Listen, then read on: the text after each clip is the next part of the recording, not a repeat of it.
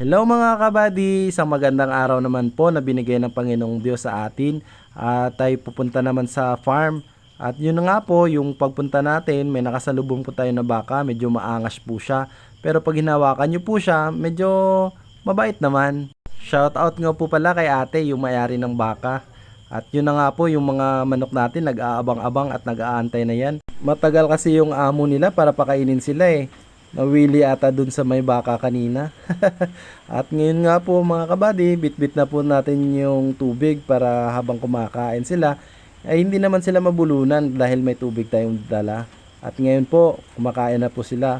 Masarap yung kain nila oh. Kasi gutom na gutom yan kanina eh. Nakakatuwa nga lang pagmasdan yung mga manok na habang kumakain yung mga yan kasi makukulit yung iba. Meron naman na hindi. At ngayon po ay magpapakain tayo sa mga malalaking manok na.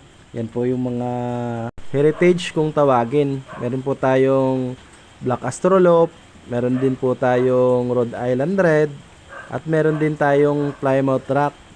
Meron din po tayong White Sussex mga kabady. So, dito po tayo ngayon, magko-collection po tayo ng itlog. Meron po tayong nakuhang 4 na itlog mga kabady. Yun no. Dahil po tapos na tayo mag-collection ng itlog at magpakain ng mga manok. Ito naman po tayo, magdidilig naman po tayo ng mga halaman natin. Yung okra, yung papaya, okra, malunggay, alugbate, tsaka kamote at gabi. Kaya maganda po talagang pagka meron tayong mga pananim din mga kabady kasi meron tayong makukuha pagka dating ng panahon.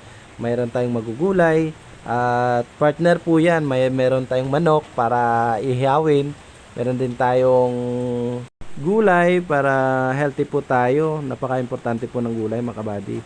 Yan na po, bye-bye na daw po sabi ng baby. Bye bye, God bless. Thank you for watching.